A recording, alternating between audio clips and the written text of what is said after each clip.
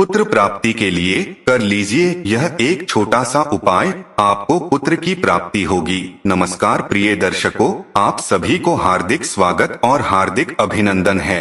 प्रिय दर्शकों, यदि सावन में सोमवार के दिन यह एक छोटा सा उपाय कर लेते हैं तो उत्तम पुत्र की प्राप्ति होगी। प्रिय भक्तगण, सावन का महीना भगवान शिव को समर्पित है, इसलिए सावन के महीने को सर्वश्रेष्ठ माना गया है। अगर आप सावन के महीने में भगवान शिव की उपासना करते हैं, आपकी हर इच्छा को भगवान शिव पूरा करते हैं। प्रिय भक्तगण, यह उपाय बहुत ही सरल है। इस उपाय को हर प्रकार के मनुष्य कर सकता है।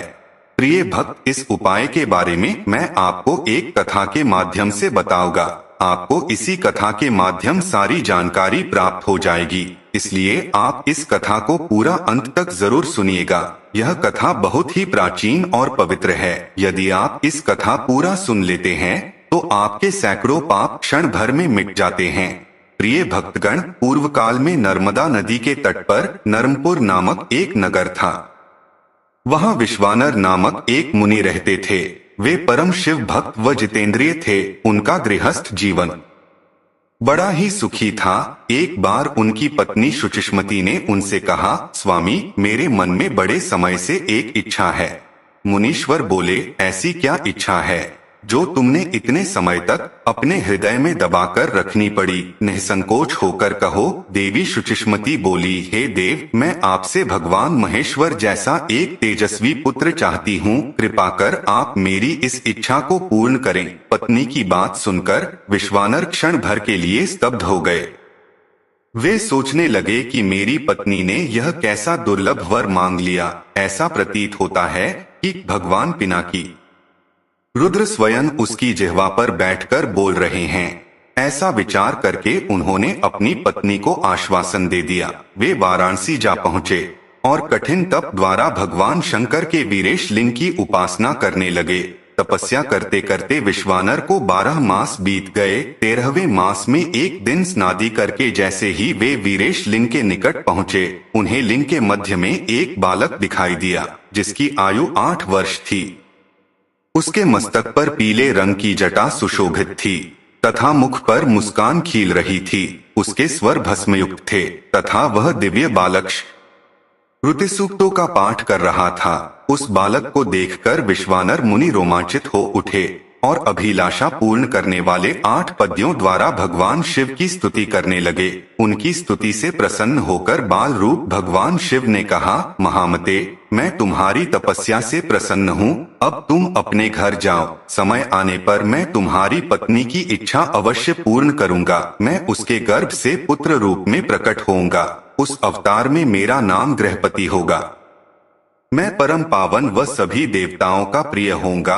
विश्वानर ने भगवान शिव के बाल रूप को प्रणाम किया और अपने घर लौट गए। समय आने पर समस्त अभीष्टों के विनाशक तथा दोनों लोकों के लिए सुखदायक भगवान रुद्र का शुचिष्मति के गर्भ से अवतार हुआ। उस बालक का जात कर्म करने के लिए स्वयं ब्रह्मा मुनि विश्वानर के घर उपस्थित हुए और उन्होंने उसका नाम गृहपति रखा। तत्पश्चात विश्वानर ने स्वयं उस बालक को वेदों आदि की शिक्षा दी। जब वह बालक 9 वर्ष का हुआ तो एक दिन देवर्षि नारद उसके दर्शन हेतु विश्वानर के घर पधारे। मुनि विश्वानर ने उनका हृदय से सत्कार कर यथोचित आसनादि दिए। तब नारद जी ने कहा, हे मुनि, तुम्हारा यह पुत्र बड़ा ही भाग्यशाली है, किंतु एक आशंका मुझे व्यथित किए हुए हैं। विश्वानर ने चौंककर पूछा, कैसी आशंका महर्षि? महर्षि नारद ने उत्तर दिया, मेरी आशंका यह है कि जब तुम्हारा यह पुत्र 12 वर्ष का होगा तो इस पर बिजली या पानी का भय आएगा।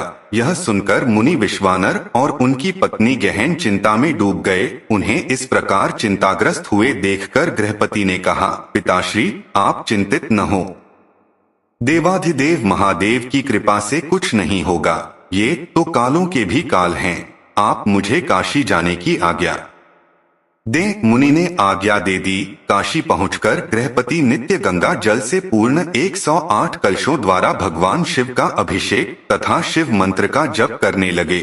जब उन्होंने 12वें वर्ष में प्रवेश किया तो एक दिन इंद्र उनके समक्ष प्रकट हुए और बोले, विप्रवर, मैं तुम्हारे तप से प्रसन्न हूँ, अपनी इच्छानुसार वर मांगो। इस पर गृहपति बोले, आप चले जाइए इंद्रदेव, मैं पशुपतिनाथ के अतिरिक्त और किसी से वर पाने का इच्छुक नहीं हूँ। वैसे भी आप छल से अहल्या का सतीत्व नष्ट करने वाले पर्वत शत्रु इंद्र ही तो हैं। बालक। गृहपति की बात सुनकर इंद्र को क्रोध आ गया। उसने अपने वज्र से उन्हें डराया, जिससे गृहपति को मूर्छा आ गई। तभी भगवान शिव ने प्रकट होकर कहा, उठो वत्स, जो मेरा भक्त है उस पर इंद्र तो क्या यम भी दृष्टि नहीं डाल सकते।